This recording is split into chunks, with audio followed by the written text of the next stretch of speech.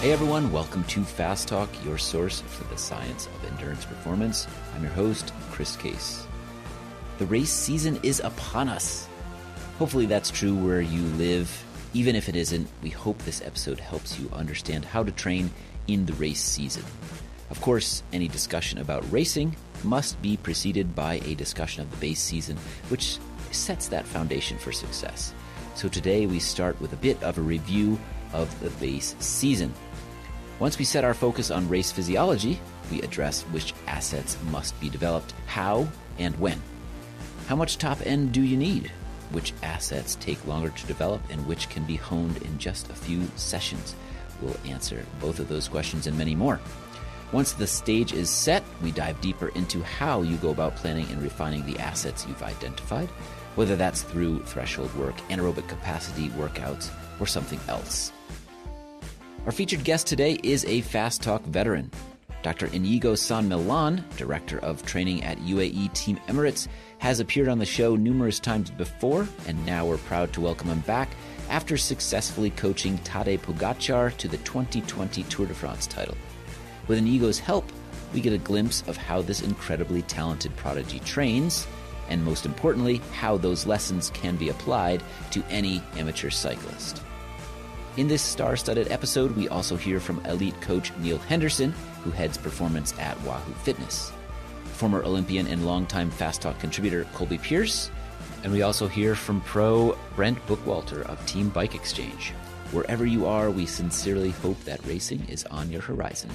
Let's make you fast.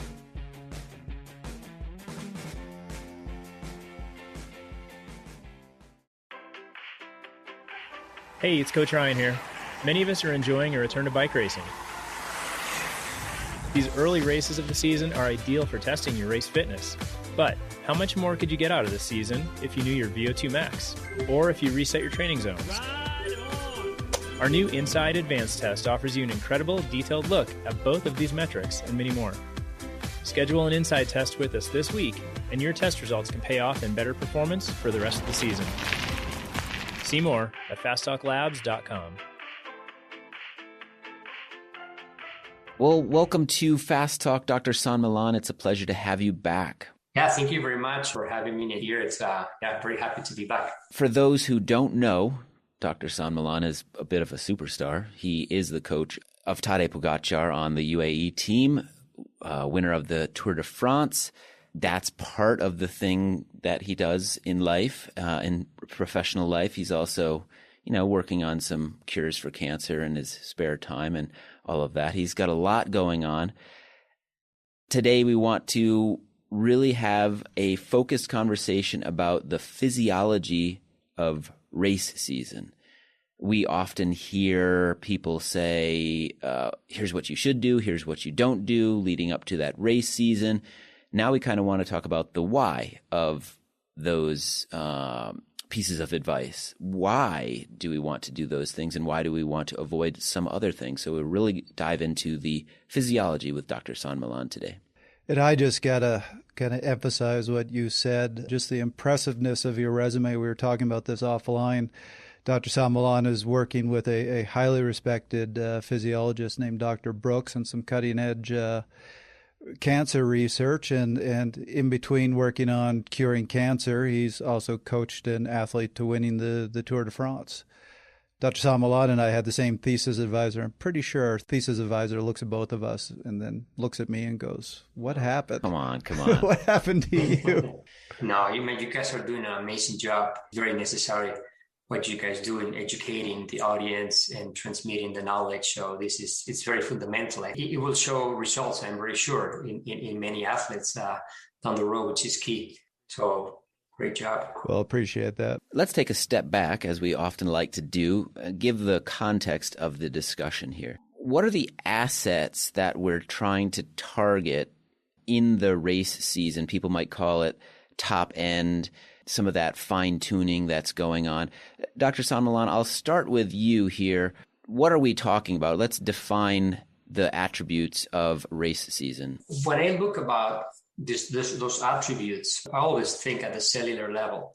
So we need in bioenergetics, right? So we need a very good lactate clearance capacity. very good fat burning or fat oxidation capacity. We need a very good glycolytic capacity, which I also call the turbo. And we need a very good high intensity anaerobic sprinting capacity. So those are the main energy systems that they're going to make an athlete successful. What of those attributes are things that are more in the biochemical realm versus those that are in the sort of the physical realm? So we know that in the season, you don't decide the races at the zone 2 level, for example. You don't get an award for being the slowest guy. You get the awards for being the fastest guy, right? So, and this is where you need to have high intensity and competition pace. But before that, you really need to have a very good base. And that comes at the cellular level from a very solid mitochondrial function. When you travel through a race at high intensities, the fast twitch muscle fibers, they produce a lot of lactate. And it's not lactate itself, because lactate is a great fuel for the body, but it's the hydrogen ions associated to lactate that they're going to decrease the pH of the muscle and interfere with what's called or we're calling nowadays from cancer, we call it now the muscle microenvironment. We know that in it's a little off topic, but we know that in cancer, lactate is responsible for that acidic environment of cancer, and it's called the cancer or tumor microenvironment, which is one of the hottest areas of research now. But anyways, it's caused by the hydrogen ions decreasing the pH and interfering with the function, in this case, of the muscle. So this is what happens at high intensities. So when you travel through the race, you have to have a very good lactate clearance capacity so that you're very metabolically efficient. And in order to achieve that, you need to clear lactate very well. And you do that mainly in the mitochondria of the type 1 muscle fibers, the slow twitch muscle fibers, which are the ones who have the highest mitochondrial function. So this is important because if you are going to show up at the last climb or the last push of a race, and let's say you have 7 millimoles or 8 millimoles of lactate, you're not going to have many chances because that means that you haven't been able to travel through the race economically. Whereas if you arrive to that last climb with 2 millimoles, your muscles are much fresher and they're going to be able to deploy the turbo. So you can have a great glycolytic capacity and have done a lot of high intensity training and intervals. But if you don't have the good lactate clearance capacity, it's just not going to work. On the other hand, especially with longer races, you need to preserve glycogen. And in order to preserve glycogen, you need to be very efficient at burning fat. And this is where here we go again with mitochondria of slow twitch muscle fibers, which is in mitochondria is the only place where you burn fat.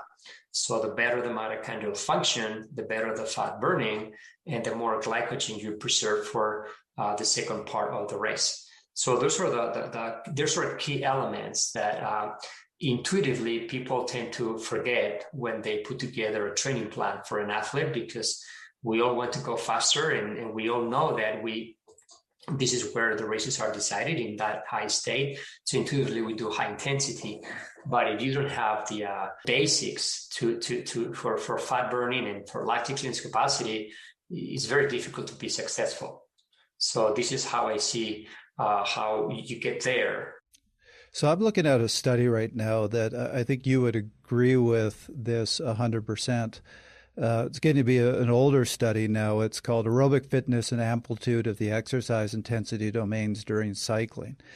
And they did this interesting experiment where they took untrained athletes and highly trained cyclists, put them through I think it was a VO2 max test. I can't remember if it was a VO2 max or a lactate test. But in either case, they put them through the test and then figured out the amplitude of that time through the test that was spent below VT1, between VT1 and VT2, and then what was spent above VT2. So basically looking at the three zones on a three-zone model. Mm-hmm. And what I found really interesting about this study was untrained and trained cyclists, the amplitude of the time spent above VT2 or above threshold was exactly 31% for both. Mm-hmm. And the difference that you saw in the untrained and the highly trained was the amplitude of the time spent below VT1, which was huge in the pros, pretty small in the untrained. So that to me is kind of getting at what you're saying, which is really you set your level with all that base training, building that aerobic engine. And that top end fitness is always going to be kind of 31%. So if you don't have that base fitness, you're kind of capping yourself. You can't compensate by getting a better top end. Yeah, I agree. I agree with that study. I've read it. It's a great study. There are a couple of more similar, also showing similar results. But I have learned a lot and keep learning from the real world, right? And this is what I see at the highest level of cycling. Is not able to do a very good base in the winter. The season is not going to go well for sure. At least until he or she resets button and redoes that base. If you do a very good base throughout the winter and in the preseason, you're going to be much better off. This is absolutely no doubt about it. I could say names on our team, even, for example, that for several reasons they get injured or they have biomechanical issues or simply they finish late, especially with COVID, and they linked one season to another and they didn't have the time to do this base and they're really hurting in the races. I see this year in every year. So, and I see it obviously in other categories, but we learn a lot from what we see at the highest level of the sport so that we can use at other levels, of cycling. One thing I want to make sure is very clear and emphasized right up front. We've mentioned this on many shows in the past, but I think for this discussion, it's worth reminding people. There are the attributes you're talking about when it comes to the base season are those that they do take a long time to develop. The ones we're talking about for race season, those quote unquote top end things, but those biochemical changes, that adaptations that need to take place for us to find that top end, those happened quite a bit faster.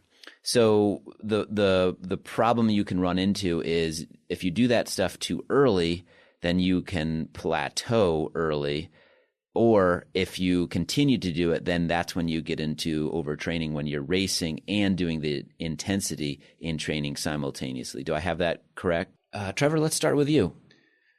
Well, I hate to steal Dr. San Millán's thunder here because I'm going to maybe give the dummies version of something here that Dr. San Millán is quite literally the top expert in the world on when you're talking about lactate metabolism. But a good way to think about this so lactate gets actually transported around our body. So our anaerobic muscle fibers pump it out because they can't really use it. Our aerobic fibers love to take it up and use it for fuel. When we're actually going hard, our hearts almost rely exclusively on lactate for fuel. So it's actually quite important. There are these transporters, and this is where I know Dr. San Millán is going to talk a lot more about this in a minute because I'm the dummy in the room on this. He's the expert. There are these transporters called monocarbosylate transporters. And yes, Chris, make fun of me for butchering that. MCT. Let's call them MCTs. There's two types that we really want to focus on here, MCT1 and MCT4. MCT4 will express on your anaerobic fibers, and they transport the lactate out of the fibers. MCT1s take up the lactate. So you'll see them expressed on your more oxidative fibers that want to use this lactate for fuel. So lots of research on how you can increase the expression of these, but you really see high intensity work causes this expression of the MCT4 to get the lactate out. And those adaptations are rapid. You're talking days. MCT1 takes much longer to express. That's where it takes months. So that's part of the reason you need to do that long base work to get that MCT1 expression up. And if all you're ever doing is high intensity, you're going to express a whole lot of these MCT4s that are going to pump the lactate out, and then there's nowhere for the lactate to go. Do you have a practical example of this as somebody that maybe just does a lot of high intensity work, what that looks like physiologically? I've talked about this on the show before, but one of the best examples I've ever seen of what happens when somebody does a ton of high intensity is there was this master's athlete that I started working with. He was all intensity all the time. And when I started working with him, he's like, oh, let me send you this test result that I did. It was a bit of an odd test where the examiner just had him ride for an hour at about 240, 250 watts, which was below his threshold. So it would have been kind of that between VT1 and VT2 type effort for him. And the entire hour, he was maintaining his lactates at like 7 or 8 millimoles, which you just look at and go, how are you sustaining that? And I talked to the guy who gave the test. He's like, oh, yeah, I see this in masters somewhat frequently. It's because it's not that they're producing tons of lactate. It's that they haven't developed that system. So the muscle fibers are pumping the lactate out into the blood, but there's no slow twitch fibers really taking it back up. So it just sits there in the blood and accumulates. Yeah, exactly. This is why doing lactate testing is a very good surrogate to know what happens at the mitochondrial level, right? If you have a solid mitochondria and you are able to clear lactate in the coming from the fast twitch muscle fibers exported by those transporters that I mentioned earlier, the MCT4s, and they're imported into the slow twitch muscle fibers into the mitochondria by another transporter, which is the MCT1, and they're metabolized there for fuel. So you're not only getting rid of that acidic microenvironment, but you also use lactate as an extra fuel. And lactate is a more potent fuel than carbohydrates, for example. Traumatic brain injury patients, for example, the brain prefers to use lactate over glucose. And pretty much every cell in the body would like lactate over glucose because it's a much simpler process to metabolize it. So anyways, lactate is a great fuel. So when you have a good lactate clearance capacity, you kill two birds with one stone. First, you don't accumulate lactate and the acidic microenvironment is lower, and therefore the muscle contraction is going to be better. And second, you use it as a fuel and you spare other fuels too. But yeah, if you don't have a good mitochondrial function, as you said very well, Trevor, you're going to, you have no other choice than sending the lactate out to the blood, right? Where it's then utilized, burned by almost every cell in the body for fuel again, but it's in the blood. And this is what it means that you don't have a good lactate clearance capacity in the muscle. So it just sits there. This is probably jumping far ahead, but since we're talking so much about it, I think it needs to be asked. What are the things that someone can do to improve their lactate clearance capacity?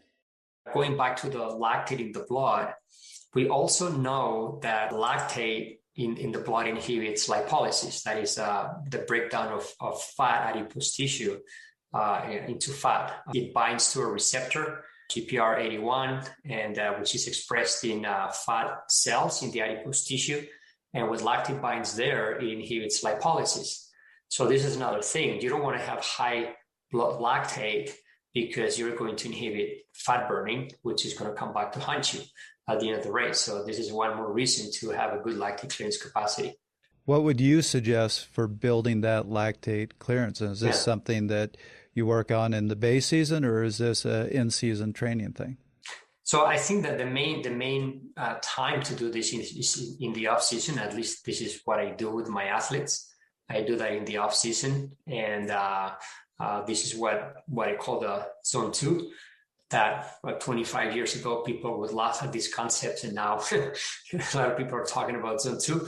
But I think that this is very important because this is the exercise intensity where you are stimulating those muscle fibers, type 1s, and the mitochondria to both clear lactate as well as to burn fat. And as we discussed, this is something that it doesn't take, a couple of weeks or so. It takes at least 2 months. So this is what the best time you have to build this is in the off season. Once you start the season, you don't have much time to do this. You need, as we discussed, to focus on the high intensity exercise and the recovery, but you should at least keep stimulating here and there that zone 2 because you will deteriorate. And this is what I see and I've seen over the years, not just in cyclists, but in other athletes, that when they stop completely doing zone 2, halfway through the season or towards the end of the season,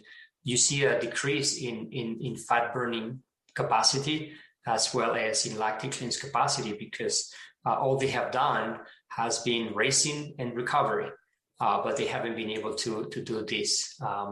Translated into the world of professional cycling, the highest level, this is one of the reasons why, more and more athletes or cyclists, they space their competition quite a bit and even take time off in the middle of the competition to rebuild the base or to keep stimulating it, to take a break from competition and recovery and put together good solid blocks of training where they revisit zone 2, that is that capacity for mitochondrial function, and then also high intensity. But that's what I've seen over the years, both in the real world as well as in the laboratory, looking at fat oxidation and lactic cleanse capacity.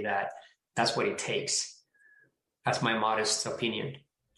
Well, I could tell you back when I was doing a big race calendar where I was doing 80 plus races a year, that point in the season when you'd have a couple weeks without races and I could just go out and do that long, steady ride, you could just tell your body needed it. It's like going on vacation and that first day on the beach, your body just goes, thank you. Yeah, I would agree. Speaking of pros, then, we would be remiss if we didn't ask you about the 2020 Tour de France champion that you coach, Tadej Pogačar. It doesn't apply necessarily to everybody listening, but out of curiosity, tell us, what does someone of his caliber look like coming out of base? And then what do you focus on to get him race ready? Yeah, so I mean, it's pretty much the same principles that would apply to anybody else. He just is a very high level rider, as we know. Physiologically, he's a privileged, has great genetics. But the fact that you have great genetics, that doesn't mean that you're just going to win the Tour de France for that, right? Bernal, for example, he has great genetics and won the Tour 2 years ago, but last year he didn't do well, right, with the same genetics. So obviously, the way you plan and the way you train and the way you monitor things are important, and the way you eat. Yeah, Tadej has a fantastic capacity and amazing genetics. And what we've been focusing since we started working together is in that zone 2 training, phase out every part of the season. So from the preseason or off season to the altitude training camp, pre-season right before the season, to the competition and recovery once he starts racing and in between races, to take some time off in the middle of the season, to go back and do another solid block of zone 2 and training, and then altitude training, and then competition. And there's a lot of monitoring in between. So they are the same, and obviously we do testing to reset training zones, and I monitor him every day through Training Peaks. And so, that's where we can see how much he's improving, or if he gets stuck and not improving after weeks, which is rare in Tadej. But this is what we see, and we change training plans accordingly. But we build the season like that. But again, these are the same principles that I apply to anybody else. Like, for example, McNulty has started the season very well, and I have done the same thing since last year, and he has done a big jump in quality from last year to this year, and we have seen it in the last races. But, whether it's Tadej, McNulty, or whether it's an amateur cyclist or a category 3 cyclist, I think the principles are the same. So the question I have to ask is, are you having them so we're getting into April, May, June, or I guess pro season is earlier, so even March. Are you having them do any interval work? I remember you saying with some of the Grand Tour riders you coached in the past that it was quite literally all zone 2 work and racing. Is that still the case? Well, we mix intervals too during training, of course. But this is what the calendar is very important. So some races, they're going to be good preparation for other races, and they're going to give you very good competition pace. So, and if that race is not your goal, you can use that race to get that competition pace where, as we discussed, you're going to get it very fast if you have a solid base. If you don't have the luxury of using a race for preparation, then you have to do more high intensity before and sacrifice more of the base, or maybe try to mix it in the best you can. But yeah, it is not that it's just on Zoom. It's just I do a lot of also high intensity training with them, but try to monitor all this very well. And this is how, for example, again with Training Peaks, how can we see if that cyclist, for example, needs to do nowadays? We're seeing that. For example, at the pro level, the average pace at the one they climb, it's 5.5 to 6 watts per kilogram. And to be competitive and to be able to be among the top ones, you need at least 6.2 watts per kilogram. So that's when, if you see that an athlete is not capable of producing that power output, that's where you start changing things, and then you might include more intensity. Or maybe you see that the lactic clearance capacity is not good because he or she hasn't done a good base. But absolutely, the high intensity is important too. When you have an athlete at that level doing high intensity work, are there go-to workouts or areas that you focus on, or is it really you need to look at the profile of that athlete individually and then design it completely around what you feel they need? I like to get to know them and see, for example, there are athletes that are very explosive and they do very well in short climbs, but they don't do very well in longer climbs. And to me, that's like, if you do well in short climbs, you should be able to do well in long climbs. That's my humble opinion. So that's why we try to work more on the weak points, right, that we have identified, and we try to do more high intensity during long periods of time. Or sometimes it's the opposite. Some athlete is very good at 20-minute climbs, but not very good at a 5-minute climb, but it is all out and they go at 7.5 watts per kilogram. So you need to train that. So that's where you adjust things. Ideally, you have to improve in everything. Even if you're Tadej Pogačar, you cannot just sleep in the laurels, right? You need to keep improving every year and keep stimulating those metabolic pathways and the bioenergetics. And regardless of the age, this is what we do. And we see that so far in these last 3 years I've been with Tadej. Every year he keeps improving a little bit, and hopefully he keeps going like that as well. But it's about identifying the weak points and how we can address them in the most scientific way that we can. And this is where you need the very solid base before entering the cycling season. Once you have that solid base in the cycling season, yes, of course, you need to focus on two things. One thing is to improve that turbo, right? That high intensity capacity, the glycolytic capacity. If you have a busy racing schedule, that is going to come pretty much on its own, because the best way to get competition pace is competition itself. If you don't have a very busy schedule of races and you only race 15 races a year, you're going to have to train it, right? So that's the one thing once we get into competition.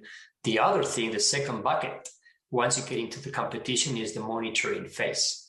So we need to monitor athletes very well, how they're assimilating training and competition, because this is where overtraining starts happening.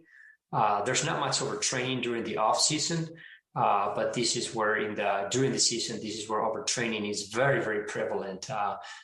I would not be able to tell you, obviously, that percentage of people, right? But I would say that a good 60 to 80% of cyclists get overtrained during the season. So it's very important to monitor this to make sure that we rearrange both training schedule, maybe competition as well, and nutrition correctly according to the monitoring that we're doing.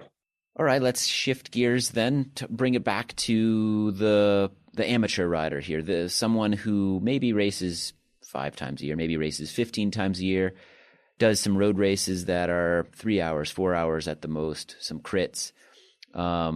everybody's program will be a little bit different, but their goals should be, I would think, similar in terms of this building race form top end that we're talking about here. And we did touch upon it at the very start of the show, but let's get into a more specific conversation about this race form.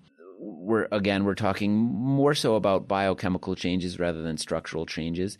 Dr. San Millán, we could revisit that in a more specific way and also talk about how long it takes to develop this race form. We didn't really put a number on that. Yeah, so I think that to complete a very good, solid base, I'd say that it depends on the level that you race and the time that you have to dedicate. But I would say that at least 2 to 3 months are very important. Neil Henderson, the head coach at Wahoo Fitness, has a lot of experience getting riders of all levels onto top form. Here's his thoughts on what changes in the race season.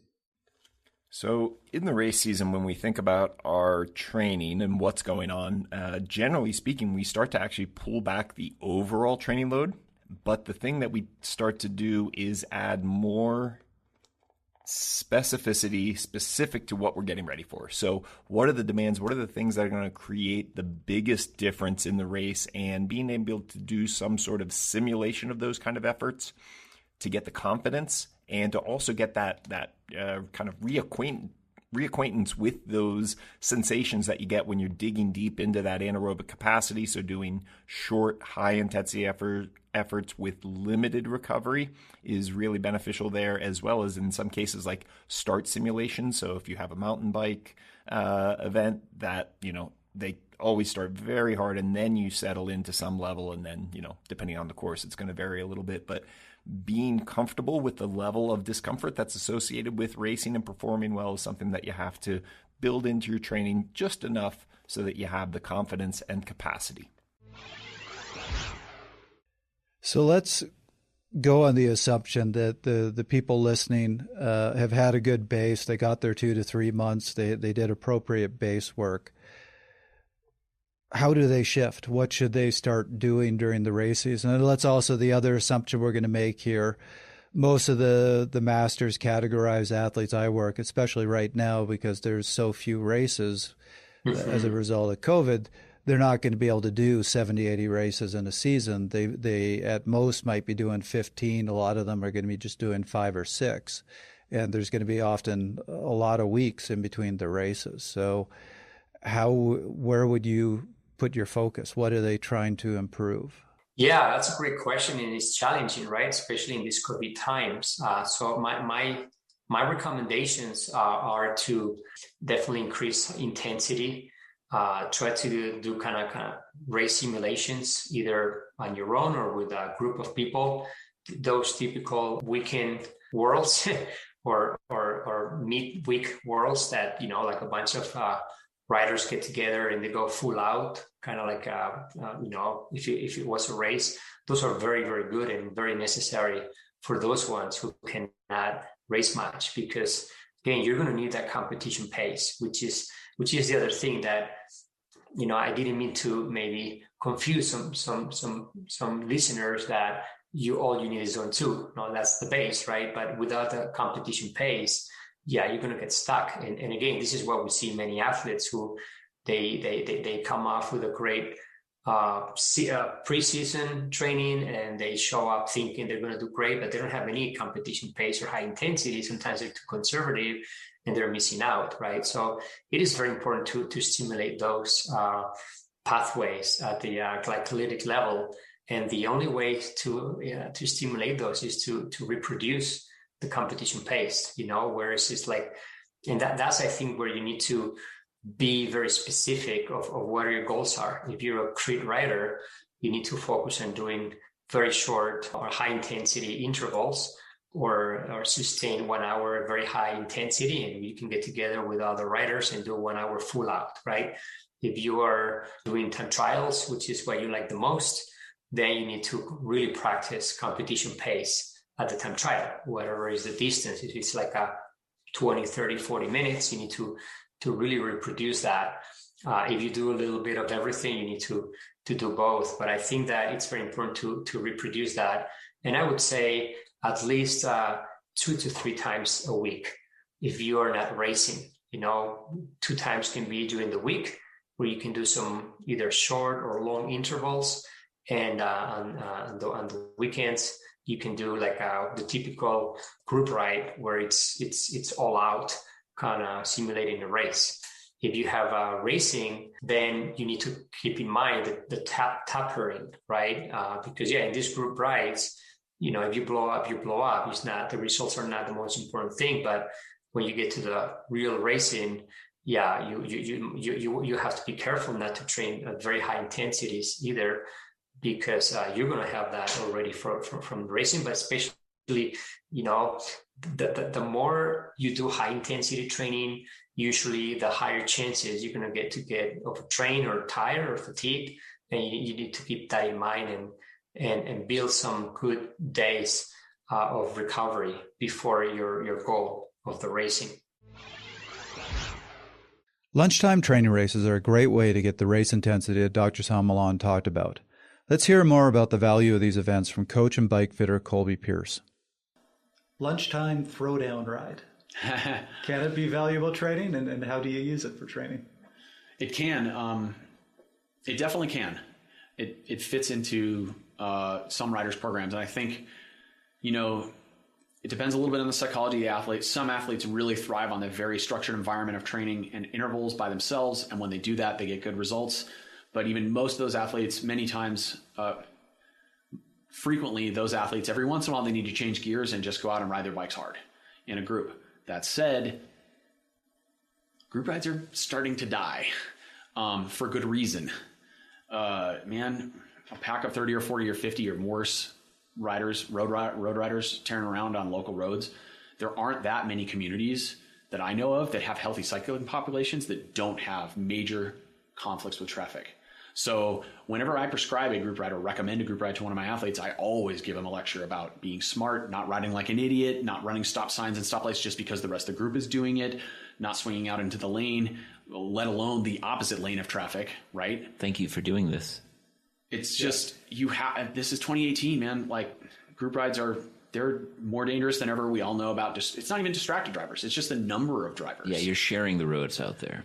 We are absolutely sharing the roads, and we're also all ambassadors for the sport. And man, nothing pisses me off more than when I see some bike racer blow through a four-way stop or whatever, and all 4 cars are just going, what's wrong with this guy? Like, right. I feel... Gives a bad name to every one of us. It really does, and it's only a couple bad apples, and then we all have to deal with the ramifications of that driver anger later. So... bit of a rabbit hole, but in terms of training load, yes, really, what is it fundamentally? You're riding against or with other people's motivation. Sometimes that can push you more, but you have less control of the specifics of the workout. As a blend, sometimes I'll have people do training races, and I'll say, for example, today I want you to focus on 20 to 30 second efforts. So what does that mean? That means be an idiot, lead out a sprint for 30 seconds and see how long you can hold on before everyone comes around you, or let a break, get up the road, and then see if you can weld it back together in one clean shot. Or just try a suicide attack. Focus on those types of efforts, come back to the group. Depending on the course and how strong your rider is, you can prescribe some structure within a group effort at times. Most of the time, you can't really do that. You're sort of at the mercy of whatever the group's doing. So you have to accept the fact that, yes, the pro is the athlete probably doesn't have to put quite as much internal motivation on the line as they would if they were going to do a set of intervals or go out and ride by themselves. The downside is that you're getting a little bit of a mixed bag. I think that can be effective for athletes who don't have access to motor pacing in a taper period or approaching a big race where they need a little speed and a little zing, provided they're not already getting tons and tons of racing. Then a group ride can fit in well because it can kind of tie things together in that sense where you get that pack feel, the little bit of reactivity in the sense that if someone attacks, you're like, oh, what do I do? You're going to make that yes-no binary equation. Am I going to jump with them or not? And you learn to wake up that racer instinct, get those gears turning and make those decisions quickly happen. And that can be a real pro. So they have a place, but you're really giving up control of what the athlete's going to get exactly. So that fits in every once in a while.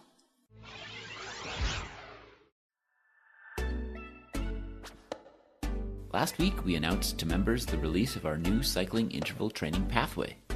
Pathways are a new way to explore concepts, master skills, and solve training challenges. Our new cycling interval training pathway begins with the basics of interval workouts and progresses to more advanced details. How to flawlessly execute interval workouts, which intervals bring which adaptations, and how to analyze your interval workout performance. Over 21 articles, interviews, workshops, and workouts, our new Cycling Interval Training Pathway offers you the chance to master cycling's most critical and nuanced workout format. Learn more about Pathways and see our introduction at fasttalklabs.com/pathways. So I actually just read a study last night. It's a brand new one. It came out in 2020 called Training Characteristics and Power Profile Professional U23 Cyclists. And a lot of it was pretty much what you'd expect, but something that really caught my attention later on in the study. So they took data from these U23 riders, and they were all right around 20 years of age, so they're relatively new U23 riders. Took all their data from a year and analyzed it for trends. And you mentioned this before, you just mentioned this now, and they pointed out the fact that even though you saw their overall training stress during the race season going up, they saw what they were calling E-trimp, so basically their heart rate, overall heart rate coming down over the course of the season. And they discussed that a bit, and it basically said, we think it's because they're doing too much intensity. And you can see during the season, they were only spending about 17 to 19% of their time on zone 1. And this drop in heart rate was probably because they were getting fatigued. So this goes back to your comment of, you do too much intensity and you're going to start pushing over training. And I think that's what they were implying in the study. Yeah, and this is a big deal of overtraining, right? And because many times, many people who compete in category 1s, 2s, 3s, or masters, right? They're people who are not professionals. So normally they're either working or studying, right? So they have other things, right? So they are at a higher risk of getting overtrained because they don't have much time to rest or much time to have a very good dedicated nutrition as part of the recovery. And intuitively also many times they think that I miss some high intensity pace, right? So they do more. Also, they don't do monitoring. We do a lot of blood analysis where you can see different biomarkers of muscle damage, of decreasing hemoglobin, which is going to affect your oxygen carrying capacity, and therefore it's going to affect your performance. And many times, this is very, very, very typical in these athletes. They show up to races and they've been doing a lot of high intensity training or combined also with high volume days, and then they show up in the peak of the season and they're not doing well and they blow up and they think, oh man, I need competition pace. I cannot produce more watts. I used to, my FTP, for example, was 350 and now it's 300. I have lost 50 watts. I think that I need to do higher intensity because it's the summer, right? When it's the other way around in these people, which is part of the monitoring, right? That is very important. And that's when you do blood analysis and you see that this athlete is completely overtrained and has deteriorated significantly. There's like a study published recently showing that non-supervised high intensity leading to overtraining damages mitochondrial function, for example. So it's not just at the muscle level that you cause muscle damage, but also mitochondrial function, structural changes, and low-grade inflammation, hormonal changes. And this is what leads to a lot of people to overtraining. It's very, very typical in these athletes, especially in Colorado, in the Boulder area, right, where there are a lot of extremists, right, for extreme training and extreme diet, which is a perfect storm. It seems like this is one of those areas where it almost seems like you should err on the side of caution, and there's a minimum required number of high-intensity workout sessions that you would need to elicit the response you were looking for. So I want to put you on the spot. I know it's difficult because every situation is different, but say a person has a race that's a month away. Actually, let's say that the race is 2 months away, and they're coming out of base and they're questioning, okay, what do I do to get ready for that race that's 2 months away?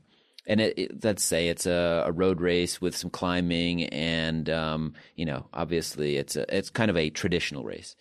When would you have them start doing the intensity, and how many sessions would you have them do per week leading up to that race 2 months away? And would it taper? I know this kind of gets into the peaking conversation, but yeah. So if you have, for example, 2 months away, I would divide that in 2 blocks of training, to what is called the macro cycles, right?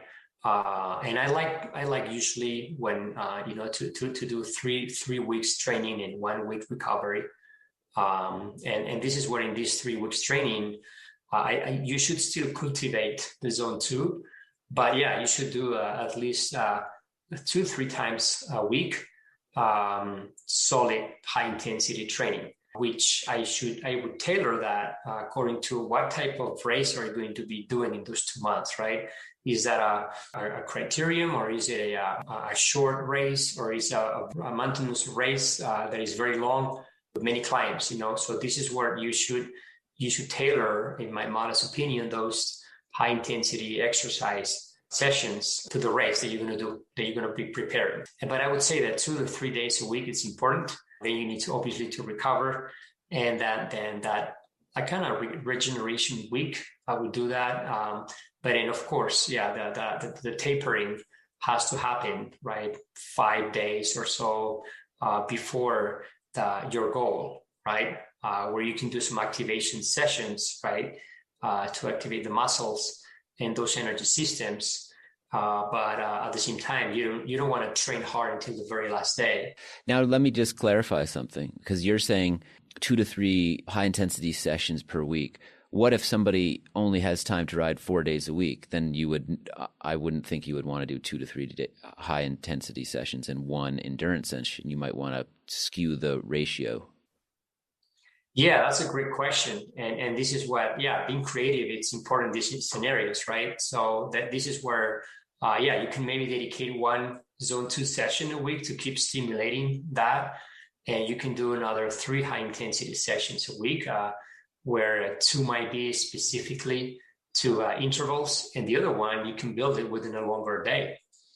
So you can mix both, a longer day with some high intensity, right? And this is why you have a little bit of all those energy systems stimulated in those 4 days. And obviously the other 3 days would be off days. But that said too, it's important to calculate when are those going to be 4 days, because if you do those 4 days in a row and then you rest 3 days, you might have maladaptations, because 4 days in a row, either with high intensity or long and hard intensity, they tend to build fatigue. And maybe the 4th day, you're not going to be able to, have the enough adaptations needed, right? So even though you're going to have them 3 days off, I would mix the days off too, right? So 2 days training, 1 off, 2 days training, 1 off, or 2 off, something like that, or 3, 1 off. Yep. As opposed to do 4 in a row, right? Which is important too.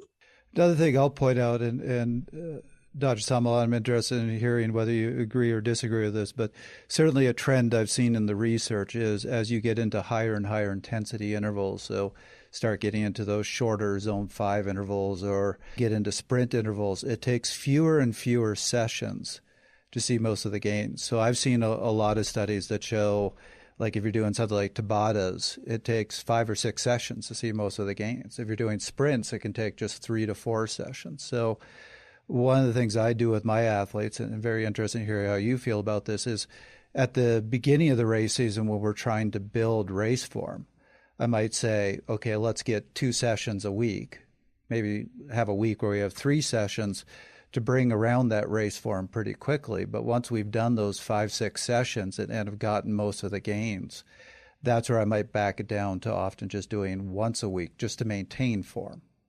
Yeah, no, I would agree with that too. And especially if you have a competition during the weekends, right?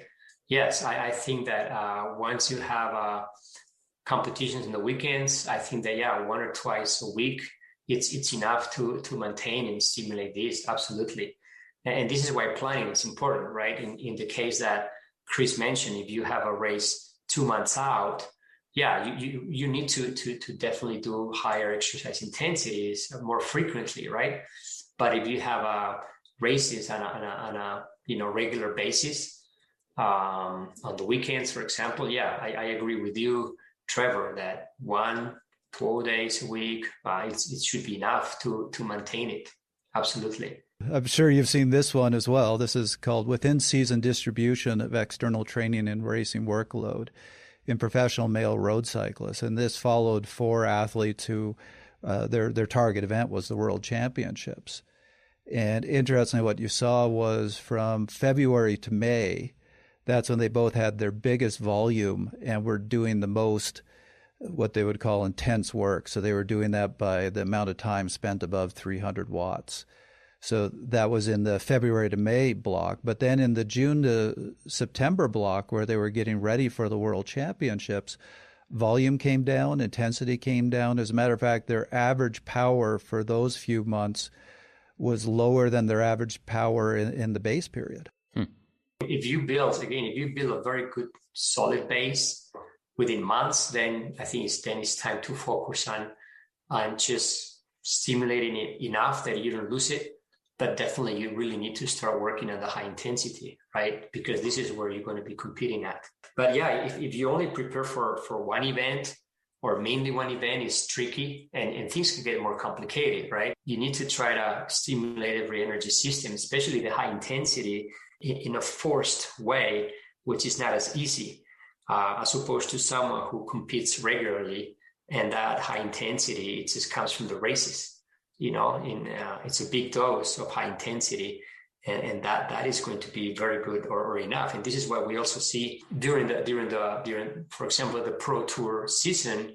The spring is very busy, and you see these riders who have one let's say they do Paris-Nice, and from Paris-Nice 2 weeks later they do Catalonia, and from Catalonia 2 weeks later they do Tour de Basque Country.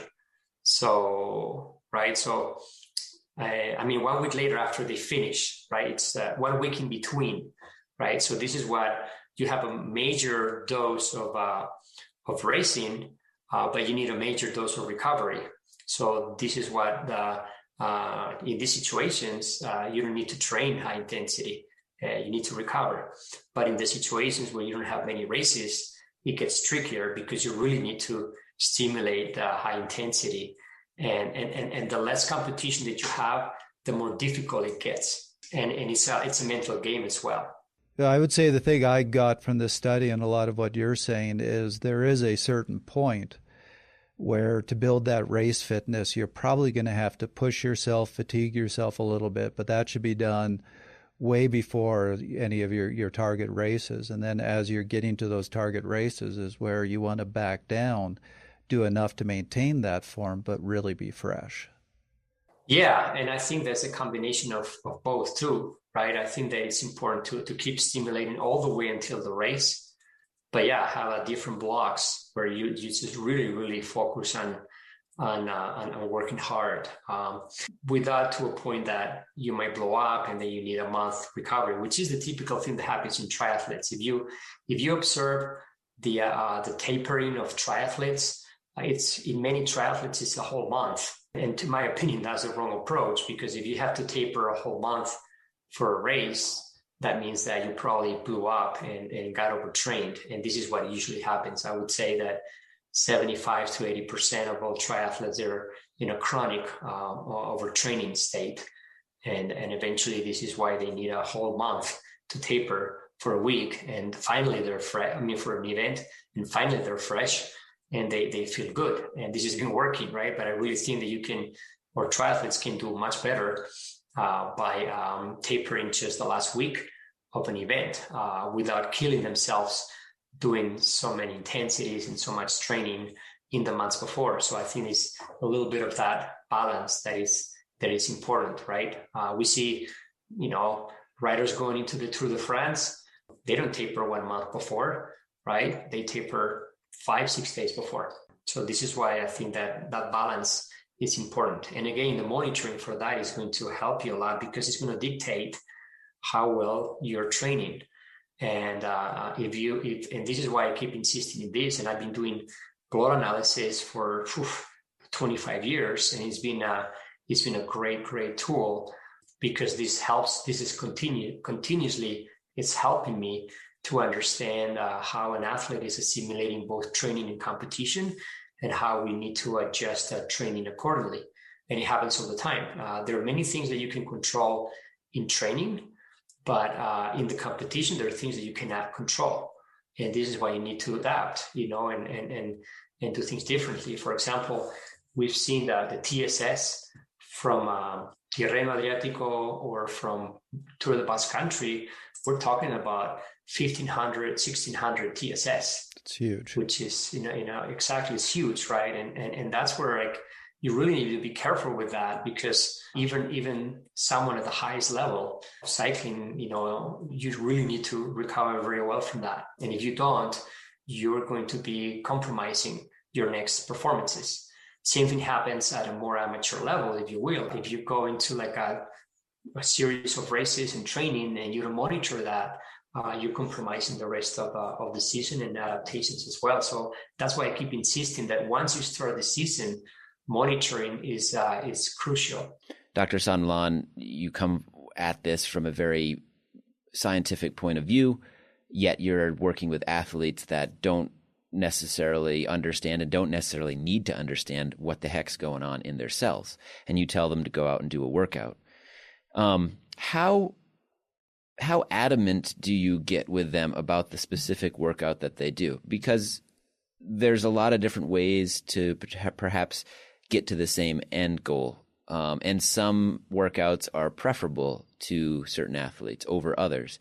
So do you have your favorite workouts in mind and you kind of say you will do these because they're the best? Or do you work with the athlete to come up with to compromise and say, okay, this is maybe the best one, but you hate it, so you're not maybe going to execute it with quality. And you really like this one. Maybe it's not the best workout for what we're targeting, but you're going to do it and you're going to do it well, so we'll go in that direction. Yeah, that's a great question. And it's always that relationship with the athlete, right? If I start working with an athlete who's very young, like in this case, Tadej, very moldable, right? You click well and you explain. One thing that I like to do is not just tell that like the what to do, but the why. And that education process is very important, because if an athlete knows why they're doing a workout, they understand better, So that's why it's, working with someone at a younger age is easier to kind of quote unquote impose your methodology, right? But that said, right, as that athlete progresses, you get to know him or her better. And also that athlete gets to know himself or herself better. And they're also the ones who give you feedback too. So that's what they might tell you, hey, you know what, this training, can I modify this slightly? Or I feel that I need to increase my acceleration power. Can I incorporate some sessions into this, right? So yeah, sure. You it's not that you negotiate, right? But you adapt. Others, like, you just, they don't ask, they see that this has worked for me. I'm not going to change anything. And then you have all the older riders who, many of them, they think that, this has worked for me forever, so I'm going to keep doing it. Right? But there are a lot of things where that they have to improve, they could improve, and you try to educate them on why and try to negotiate, right?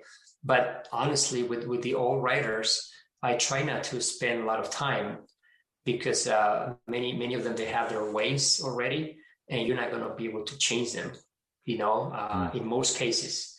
So I just try to be as available as possible and say, it's just any questions you have, I would suggest do this, suggest doing that. But this is why I like working with young athletes, because it's much easier to work than with all athletes at the pro level, right? That's it too, at the more amateur level or competitive level. These older athletes, they're eager for a lot of knowledge and education. And with these athletes, you spend more time trying to explain them things, which I also love. The typical master athletes or a typical category 3 who is 35 years old and finally got very, very into understanding the physiology and metabolism, right? So this is where you spend a lot of time in this concept. So this is what I enjoy that a lot too. Trevor, are there, just to put a point on this, are there workouts that you won't compromise on because you know they're the only ones that'll elicit the response you're looking for? I'll give you my bias, which is, remember, high intensity work really hurts. And you can sit there and read the research and say, theoretically, 30-30s are better for building what we want to build than, say, 20-10s or some other type of workout. But what I actually look for is, it could be the perfect workout, but as the athlete's going out and hating it, and as a result, not able to give it the full effort, you're not going to get the gains out of it. So I want to find an interval workout that's in the area of what I want to target. But then mostly what I'm focusing on is, what do they seem to respond well to? What are they going to be motivated to go out and do tomorrow, knowing this is really going to hurt? And it's, to some degree, even though it really hurts, kind of enjoy it. And with each athlete I work with, I try to get a sense of what stuff is just work that they hate and what stuff is kind of fun for them.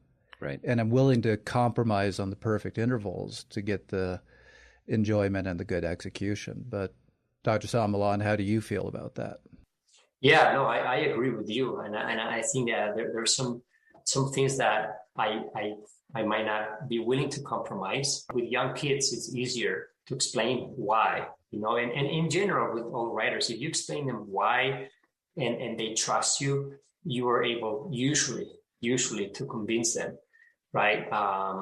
If not, I take a different approach, and if they don't want to be convinced, at the end of the day, I say, okay, it's just okay, you can do it. And eventually the writers, they end up not getting the best results. That's when they can come back to you and say, yeah, sorry, you were right, you should have done this and that. And it's not that you were right because you know everything, by no means, right? But it's more because of the experience that you have seen the situations before.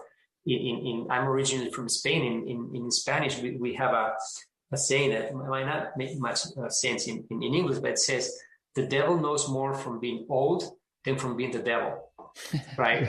So that means that, when you're all far as I am getting to be now, and you have experience, you have seen the situations many times. And this is what I try to explain athletes. Hey, look, I know you want to do 5 days a week, sprints and intervals, but look, it's not going to work. If you want to do that, then you're on your own, right? Because you're going to fail. And that's where eventually you kind of let them, which is necessary, I think. We all fail to be successful. And failure is an absolutely necessary step to be successful.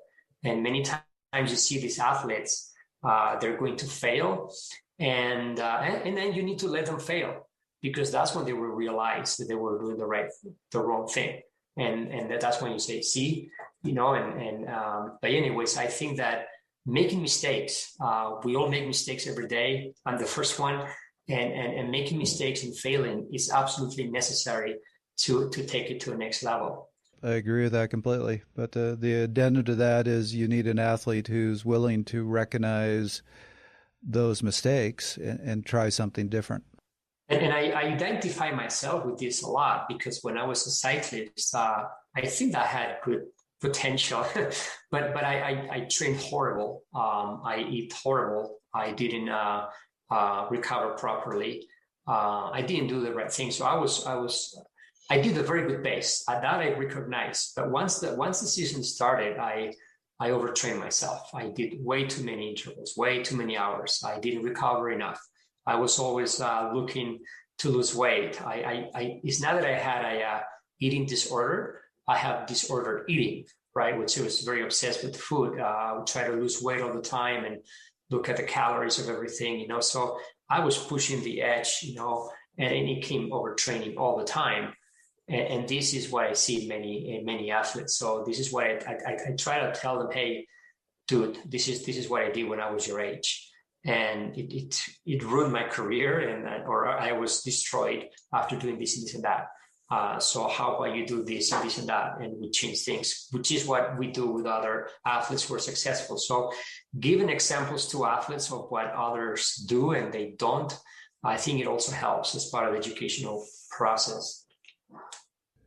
I still remember working with an athlete a few years back who he hired me because he kept having frustrating seasons. And when I looked back through his previous seasons, you could see he was peaking in January, and by the time the actual race season came around, he was overtrained, and that's why he wasn't doing well. So I'm not going to say I did anything particularly ingenious besides just saying backing him down in the base, doing some proper base, and having him peak when the races were occurring. And he had a great season. He got his first podium ever. And at the end of the year, we had that conversation. He goes, yep, I recognize I had my best season ever, but I'm firing you because I'm still more comfortable with the way I used to train.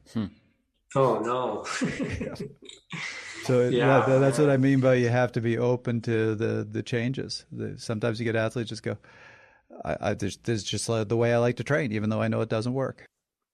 I know. Yes, I agree with that. And this is frustrating. And this is why there's a lot of psychological component to that. Right, I 100% agree. I've seen athletes, even at the highest level, that they overtrain, they don't eat well, and they have horrible results. So you will do a reset button to them, and they start training better, eating well, and their performance goes off the roof, and they start winning races or being competitive. But then, 1 month later, they go back to where they were doing because that's what they like, and it was like, hello, it is fascinating phenomenon, but it happens even at the highest level. It's trying to get a hold of, wrap my head around this, right?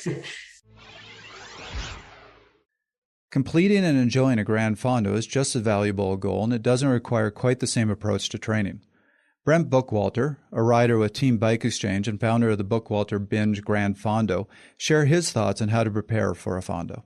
Yeah, I think one of the great things about Grand Fondos that I've seen as a rider and from the point of, hosting one is that, they really are for all abilities. And it's a great place and a great venue to sort of experiment with, a new distance or a new load of climbing or, being in a pack, or it's this nice entry into just, kind of testing your limits, pushing your limits. And I think that's something that most of us who ride bikes do enjoy to some extent.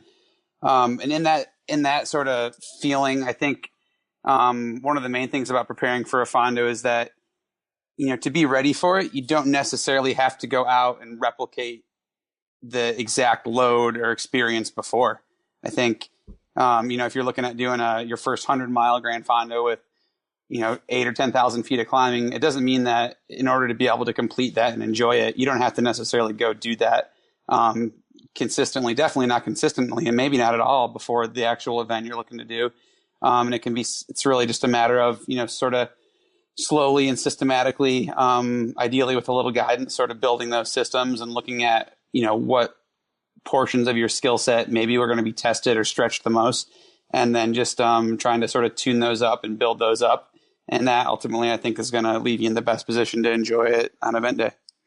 Okay. So if there was anything you were going to say, you should be doing this every week leading up to the event, what would it be? Oh, for sure. Just the consistency of riding. I think that's the biggest thing. And when I talk to friends of mine who are doing Fondos or racing at an amateur level, I think the attraction is to sort of get caught up in the weeds and the details and reading the sort of hyped nuances of training and all the kind of details. But I continue to just preach the fundamentals and preach the consistency and, doing a small amount of consistent work week after week after week is going to get you a lot farther than cramming a few rides at the end of the week or just the week before the event. Okay. So it's as you said, it's just stick with your training versus going out and doing some epic 7-hour ride a couple weeks beforehand and then having a couple weeks where you barely do anything is probably not the best strategy. I'd agree. Yeah, I see that play through in my own racing and training life all the time. The tendency is to sometimes panic train and pile it on last minute and think you can fix it when it's down to the wire, but really it's the slow, steady path and the consistency that really produces the most gains and most consistent enjoyment, whether it's a race or a Gran Fondo.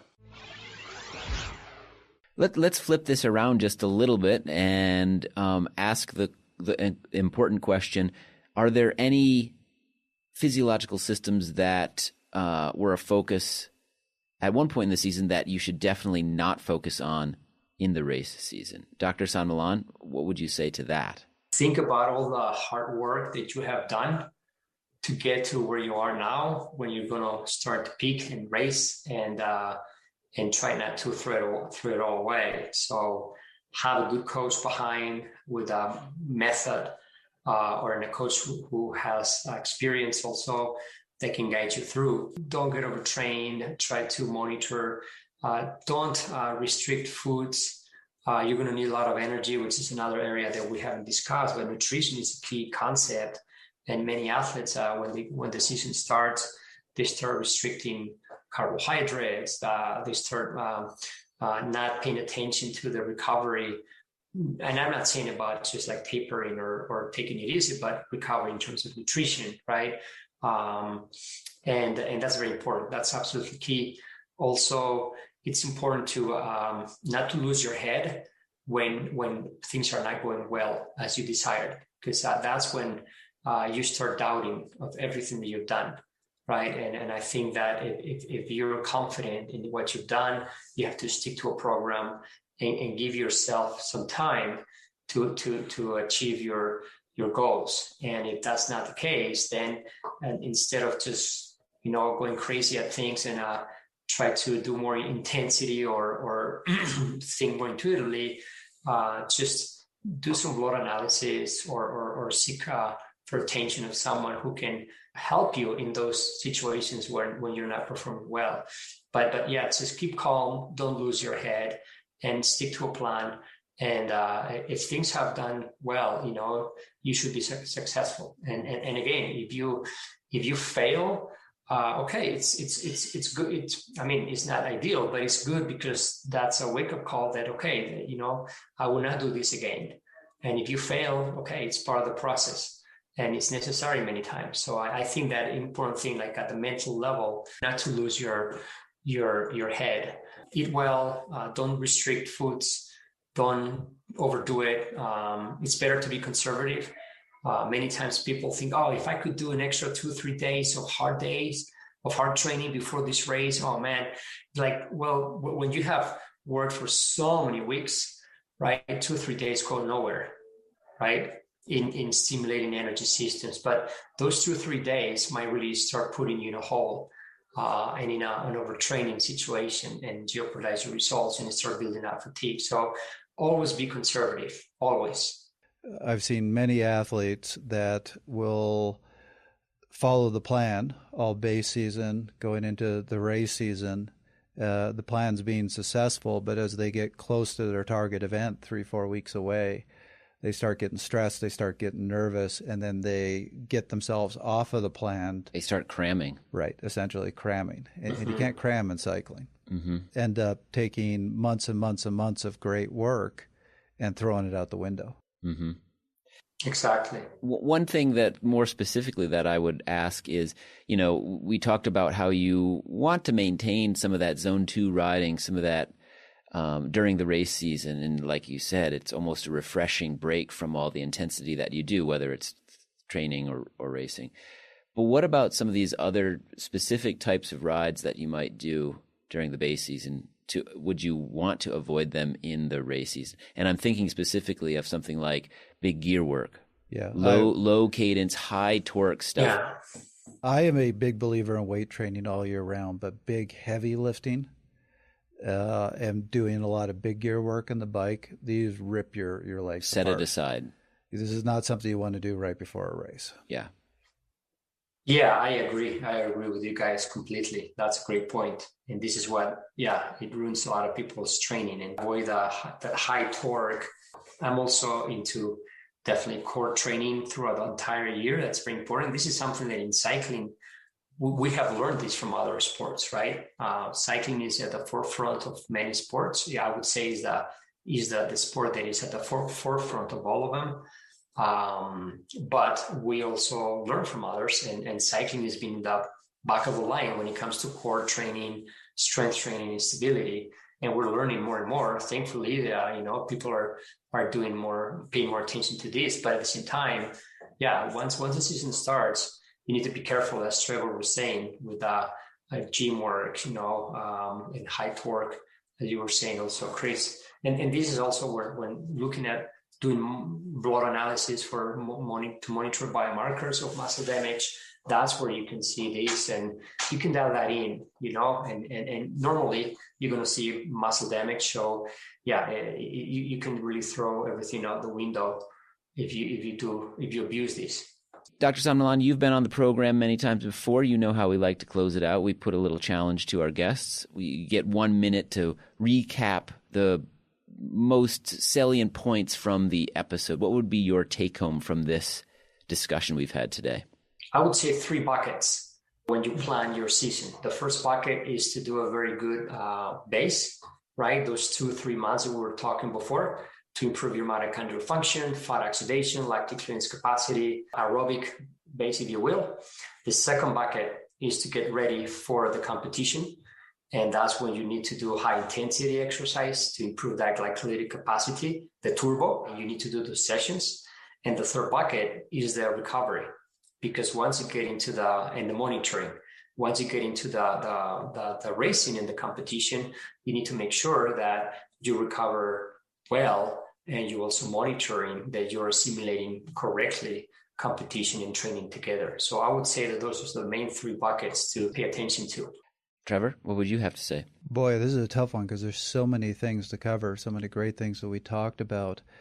I think I want to just make my take home. One thing that I noticed in all these studies I read getting ready for this episode that I found interesting, which was the biggest training, volume and intensity, that these athletes were doing in these different studies was not in the base period, was not in the peak period, but it was in that early season when they were getting ready. And my takeaway from that, which I think I've always done intuitively with myself and my athletes, but it was just nice to see it, is when you do shift to building race form, there needs to be that short period where you're probably fatiguing yourself a bit. You're doing a little more intensity, keeping the volume up, and building those systems, and you're going to be a little bit tired. You're not going to perform at your best.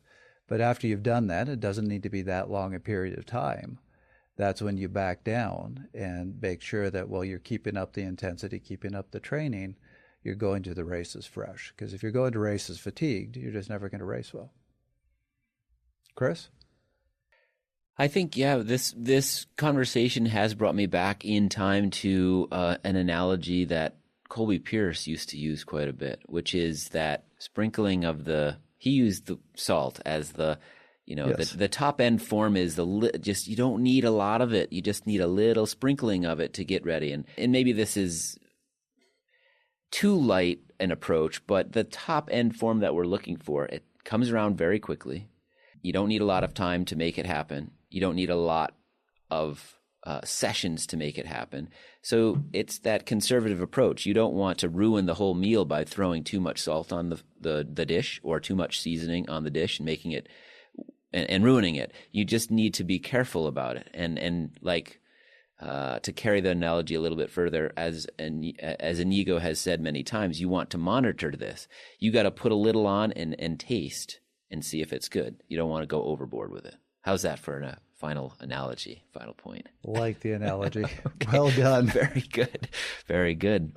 Well, thank you again, Iñigo, for joining us. Dr. San Millán, it's always a pleasure to hear from you, your great experiences across different realms in science and with the caliber of athletes you get to work with. So thanks for joining us on Fast Talk.